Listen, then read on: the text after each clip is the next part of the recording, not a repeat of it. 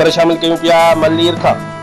Malir base colony मोड़ वेझो city general अस्पताल जी डॉक्टरनि पारां औरत जी ऑपरेशन में गफ़लत, ब भेरा थियल ऑपरेशन नाकाम। औरत जी हालत ख़राब। अस्पताल इंतजामिया पंहिंजी जिंद छॾाइण लाइ एम्बुलेंस ज़रिए औरत खे वारसनि समेत सिविल अस्पताल जे गेट ते फिटो करे फरार। उन मौके ते मीडिया आॾो दाईंदे मुतासिर औरत जे मुड़ुसु कादिर मीरानी ऐं पीओ महमद रहीम मीरानी चयो त 25,000 रुपया ऑपरेशन लाइ वरिता विया ऐं 10,000 रुपया ॿार खे शीशे में रखण जा अस्पताल इंतजामिया वरिता आहिनि। डॉक्टर अक्सा MBBS न बल्कि अटाई डॉक्टरानी आहे जंहिं ग़लति ऑपरेशन कयो आहे। इहा शिकायत अस्पताल जे इंचार्ज डॉक्टर रसूल बख्श अबड़ो खे कई, जंहिं बैद में एम्बुलेंस ज़रिए असांखे जानवरनि जियां सिविल अस्पताल जे मुख्य गेट ते आॾो फिटो करायो आहे।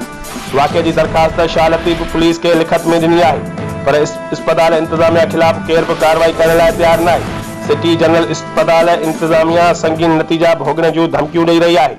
मुतासिरन वज़ीर आला सिंध सिहत खाते जे सूबाई वज़ीर DH मलीर समेत आला अख्तियारनि खां मुतालबो कयो त इंसानी ज़िंदगियुनि सां खेॾंदड़ अटाई डॉक्टरनि ऐं अस्पतालनि ख़िलाफ़ जोगा क़दम खणी वधीक इंसानी जानियूं ज़ाया थियण खां बचायूं वञनि ऐं असां सां इंसाफ़ कयो वञे।